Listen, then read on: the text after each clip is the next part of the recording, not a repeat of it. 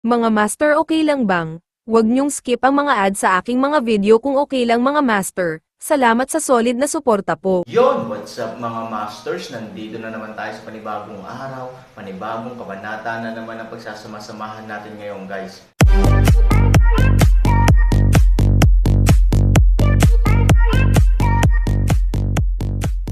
Bali mga masters, kung bago ka pa lang po sa aking YouTube channel, please click the subscribe button, lalong-lalo na po yung notification bell guys, para maging connected pa rin tayo sa isa't isa at maging updated kayo sa mga susunod ko pang video. Bali mga masters, bago natin umpisahan ng kwento ay mag-shoutout po muna tayo para sa mga solid nating tagapakinig. Shoutout kay Robert Tolentino, shoutout kay Justin Villanueva. Yun na nga mga masters, no? Bali hindi na ito patagalin. In 3, 2, 1, let's go! Gayunpaman, hindi ito nangangahulugan na mahuhuli mo ako ng kasing dali ng iniisip mo. Bagamat isa akong isda na may ngipin. Pagkarinig nito ay tumawa ang sagong nakaputing damit, hindi lamang ang ngipin mo, kundi isa ka ring isda na nababalot ng mga tinak. Tama ba ako? I think highly of you, including the big brother next to me, Black Wind. Ang espesyal na sagong puti ay napakahusay pa rin sa paggawa ng mga bagay. Alam niyang ang teritoryo dito ay napagdesisyonan ng Akademya ng Literatura, kaya't nasangkot siya sa Han Sanchen na medyo bongga. Ang pagtulak ng Heifeng palabas sa oras na ito ay nagbibigay din ng limelight sa Heifeng. Ngumiti si Heifeng kay Han Sanchen, oo, sa aming mga mata, isa kang malaki at mapusok na isda, kahit mapadpad ka, hinding-hindi ka nakahiga sa lupa. Kami ay handa para sa malaking casualty, ngunit kami ay nakatali upang manalo sa iyo. Ngumiti si Han Sanchen at tumingin sa paligid. Bagamat tila napakatahimik ng paligid, naramdaman ni Han Sanchen na may mabilis na papalapit sa kanya. Kung tama ang hula niya, dapat may nagsimulang magpilit sa kanya ng iba't ibang phantom formations. Mukhang wala ka ng oras para makipag-chat sa akin. Nakangiting sabi ni Han Sanchen.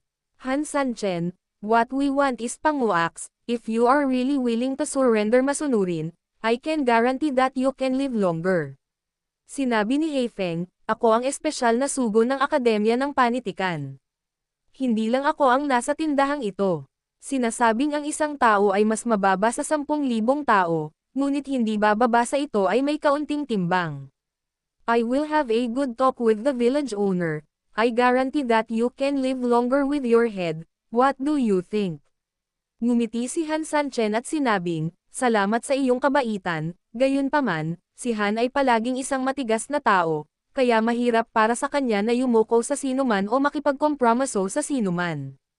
Kaysa sumuko, mas gugustuhin ko pang mamatay sa pakikipaglaban dito. It's okay. Don't worry. I'll give you enough time to surround me, tapos aawayin ulit kita. Sumimangot si Heifeng at medyo nagulat. Han Sanchen, ganyan ka ba talaga ka-confident? Do you dare to give US time?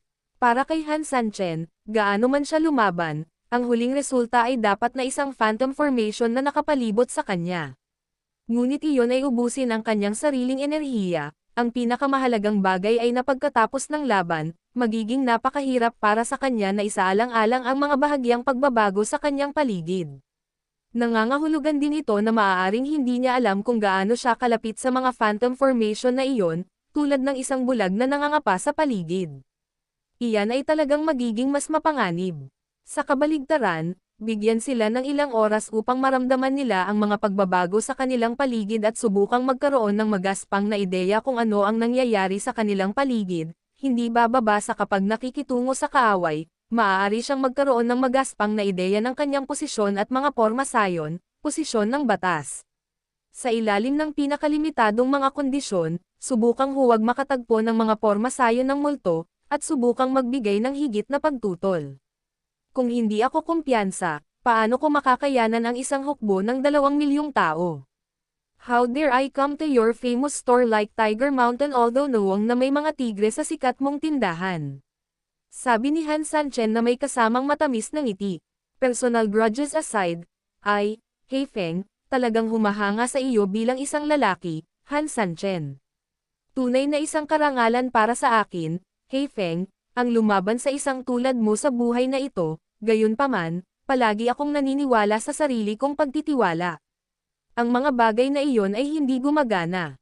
Kapag nahaharap sa tunay na pagkakaiba. Tapos na ang formation namin, and I thank you for giving us more time to prepare, para nabawasan na naman ng malaki ang talo namin. Ngayon, oras na para ipakita ang iyong espada. Wow! Ang mga tao sa Akademya ng Panitikan ay sama-samang naglabas ng kanilang mga sandata, at ang malamig na liwanag ng mga sandata ay biglang kumislap. Patayin! Sabay-sabay na sigaw ng lahat at napakatalino ng momentum. Marahan na ngumiti si Han Sanchen at hinugot ang mahabang espada sa kanyang kamay, ready to go. Kasunod ng utos ni Heifeng, ang buong kaaway na hugis pamaypay ay sumalakay sa Han Sanchen sa maayos na paraan. Kahit na sila ngayon ay nasa isang major counterattack, kahit na mayroon silang malalakas na tropa at kabayo, dapat pa rin silang aminin na sila ay masyadong maingat. Patungkol sa pag-atake sa Han Sanchen, pinili pa rin nila ang isang nakapirming pormasayon. Ang mga sundalo sa una at ikalawang palapag ay umaatake at nagtatanggol sa isa't isa, at sila ay tumutulak pababa sa isa't isa, na bumubuo ng mga hanay ng mga nakakasakit na pormasayon tulad ng mga alon at mga tinak. Sa totoo lang, magiging mahirap para sa Han Sanchen na mahanap ang kanilang mga kahinaan sa ganitong paraan. Gayunpaman, ang mga bagay ay umabot sa puntong ito, at wala siyang ibang pagpipilian. Ang tanging paraan ngayon ay lumaban hanggang dulo.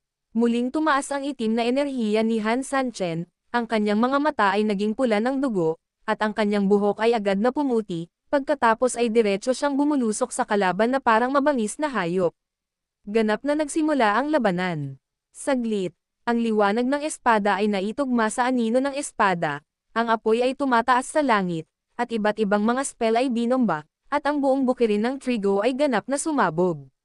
Ngayon, hayaan mo munang ubusin ng ating mga tao ang Han Sanchen Ibo, napapaligiran siya ng iba't ibang pormasayon ng multo, makakagat lang siya ng bala at makakapatay ng random sa ating pormasayon, kapag hindi na niya ito malabanan, Otres lang siya, at kung Otres tayo, hindi may iwasang maipit tayo sa mas maliit na lugar, at sa huli ay makukulong tayo sa isang maliit na lugar.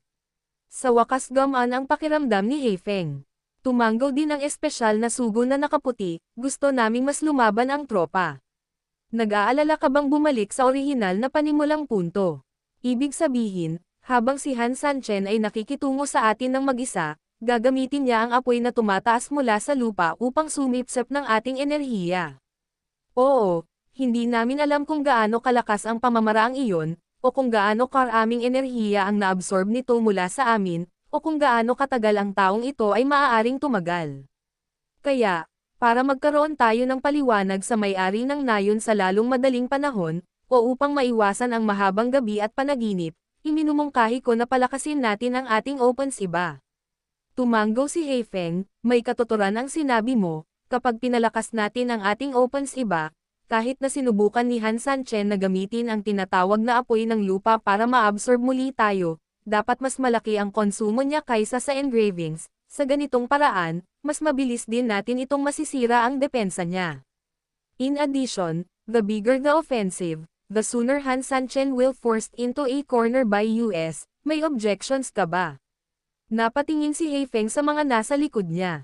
Ang grupong ito ng mga subordinate ay lahat ay nagreklamo tungkol sa espesyal na sugo na nakaputi ngayon, kaya ang pagtatanong muli sa kanila ngayon ay parehong isang sampal sa mukha at isang pakiramdam ng pagkakaisa.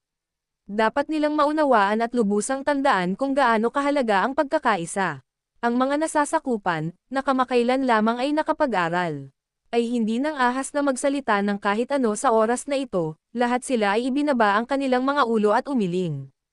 Wala akong tutol. Sa tingin din namin ay tama ang dalawang espesyal na sugo, sa kasalukuyang sitwasyon, dapat pagibayuhin ang opens iba laban sa Han Sanchen. Tinitingnan ang reaksyon ng kanyang mga miyembro ng gang, sa wakas ay nagpakita si Heifeng ng masayang ngiti sa kanyang mukha. Very good, ganyan dapat, kapag lahat tayo ay nagtutulungan, makakapilipit tayo sa isang tunay na lubod ng abaka at makakalaban natin ang anumang malakas na kaaway. Pagkatapos magsalita ni Heifeng, tumingin siya sa direksyon ni Han Sanchen, bigyan mo ako ng utos na bumuo ng pangalawang pormasayon ang mga tropa, isagawa ang pangalawang taktika, at pabilisin ang antas ng isa. Oo, inutusang umatras ang mga nasasakupan, maya-maya, kakaiba ngunit napakaritmikong tunog ng drum ang nagmula sa likuran. Kahit na ang buong Liberal Arts College ay may malaking bilang ng mga tao, lahat ng pagsasanay ay nakatarget at organisado. Ang kanilang higit sa 80,000 mga tao ay maaaring bumuo ng ilang mga pormasayon upang harapin ang anumang komplikadong anyo, sa parehong oras. Ang bawat pagbuo ay may iba't ibang mga frequency ng pag-atake at pagtatanggol upang matugunan ang iba't ibang mga pangangailangan sa pagtugon.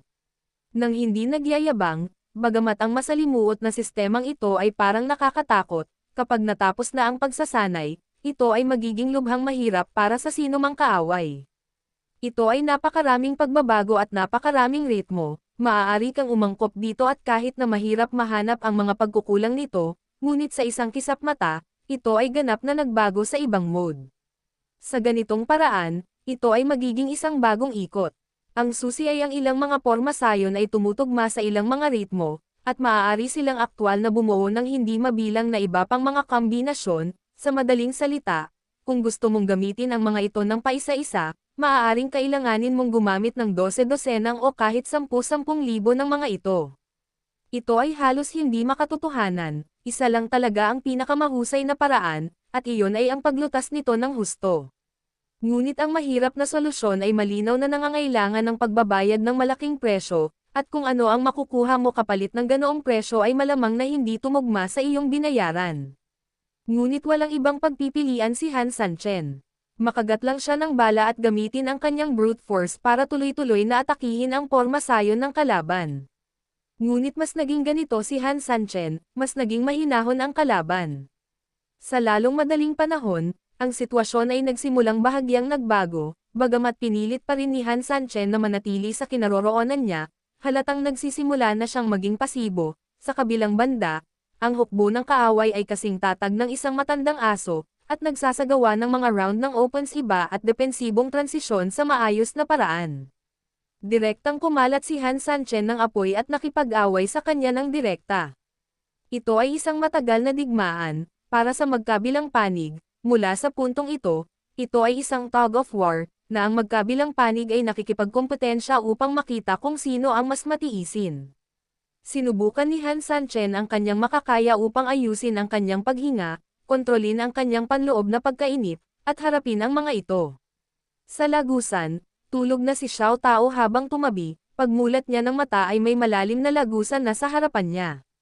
Ang lagusan ay malalim at walang kalaliman, ngunit mararamdaman mo na ang lagusan mismo ay napakalalim mula sa mga pagsabog ng malamig na hangin na nagmumula sa loob. Ate Yingxia, mahinang tawag ni Xiao Tao. Ang boses ay napakalambot, ngunit ito ay umikot sa koridor, tumutunog na may isang muffled echo. Walang gumagalaw mula sa Su Yingxia, kaya hindi napigilan ni Xiao Tao na tumayo at maglakad patungo sa koridor. Madilim sa loob, at halos hindi mo makita ang iyong mga daliri, gayunpaman, napakalamig sa loob, kaya hindi ka nakaramdam ng anumang kakulangan sa ginhawa. Medyo natakot si Xiao Tao, ngunit nag-ipon pa rin siya ng lakas ng loob na lumalim. 1 metro, 2 metro, 10 metro, kahit 20 o 30 metro. Sa ilalim ng normal na mga pangyayari, ang distansyang ito ay talagang napakaikli, ngunit sa dilim, napakalayo pa rin para sa Xiao Tao na sumulong at maging matapang. Pagkatapos maglakad ng ilang distansya, naramdaman na ni Xiao Tao na hindi niya alam kung ilang oras na ang lumipas. Sa wakas, may naramdaman siya sa harapan niya. Matapang siyang naglakad. Pagkatapos kunin, sa sumunod na segundo, may hinawakan agad siya. Hindi man lang siya nagkaroon ng oras para pagmuni-munihan kung ano iyon bago siya tumili sa takot. Buti na lang at mabilis na tinakpan ng kamay ang bibig niya. Pagkaraan, lumiwanag din ang isang ilaw ng apoy, at si Ivory ay nagmamadaling gumawa ng palihim na kilos sa kanya. Ate Ivory, ikaw, bakit wala kang sinabi? Tinakat mo si Xiao Tao to death. Medyo natakot si Xiao Tao, pero halatang hininaan ng husto ang boses. Wala siyang cultivation, kaya normal ang takot. Ngunit nang lumitaw si Ivory at hiniling na huwag magsalita, sinubukan pa rin niyang panatilihing kalmado ang sarili. Maaaring hindi ito mahirap para sa mga ordinaryong tao, ngunit para sa kanya ito ay isa ng matinding operasyon. Bahagyang kumunat ang noo ni Su Yingxia, huwag kang magsalita, makinig kang mabuti. Ang dalawang babae ay tahimik, at si Xiao Tao ay masunurin ding nagpatingkad sa kanyang mga tainga. Kasabay ng katahimikan sa lagusan, ang mga pagsabog ng pagsabog ay nagsimulang umalangaw-ngaw sa mga tainga, at kasabay nito, ang mga pagsabog ng nagsasalpukan na tunog ng mga armas. May away ba sa labas? Nag-aalalang tanong ni Xiao Tao. Tumanggaw si Ivory, ngunit hindi iyon ang punto. Halos hindi maiiwasan na makipag-away sa kanila si Han Sanchen, ang tunay na susi ay talagang ang tunog ng mga sandata na nagbabanggaan sa itaas. Kami ay ilang metro sa ilalim ng lupa, ayon sa sentido komon, ang tunog ng mga pagsabog sa itaas ay napaka-normal, ngunit ang tunog ng banggaan sa pagitan ng mga armas ay hindi kung ano ang nararapat. Pagkatapos ng lahat, ito ay hindi isang digmaan na kinasasangkutan ng libu-libong tropa, at hindi rin ito direktang pagpatay ng mga tao gamit ang malamig na mga armas, sa makatuwid, sa katunayan, hindi magkakaroon ng masyadong maraming banggaan sa pagitan ng mga armas. Ang mas interesado sila ay ang paghaharap sa pagitan ng mga spells. At sa kasong ito, mayroong maraming mga pagsabog, at ang tunog ng mga armas ay mas madaling pagtakpan. Siyempre ang isa pang punto ay nasa ilalim na ng lupa ang dalawa, at maraming putik ang tumatakip sa kanilang mga ulo, na haarang din sa tunog. Anong ibig sabihin nito? Hindi masyadong naintindihan ni Xiao Tao ang sinabi ni Ivory. Pagkatapos ng lahat, hindi siya Han Sanchen, at wala siyang tacit na pagkakaunawaan sa pagitan niya at ni Han Sanchen, naiintindihan niya agad ang kanyang partikular na kahulugan sa isang tap lang. Ito ay nagpapakita na tayo ay napakalapit sa tunay na larangan ng digmaan sa itaas, at ang laban ay nagsimula pa nga sa hindi kalayuan sa ating mga ulo. Sa ganitong paraan lamang maririnig ang tunog ng mga armas na nagdudugtong, kung hindi, ito ay magiging imposible. Ang ibig mong sabihin, tatamaan tayo ni Kuya Sanchen sa taas ng ulo natin. Yun na nga mga masters, no? Bali panibagong kabanata na naman yung natapos natin ngayong gabi. Muli, maraming salamat po talaga sa walang sawang suporta po sa aking YouTube channel na talagang inaabangan nyo po ang bawat upload ko po. Bali mga masters, magkita-kita ulit po tayo bukas ng gabi at ngayon po ay magpapaalam po muna tayo. Bali mga masters, bye-bye!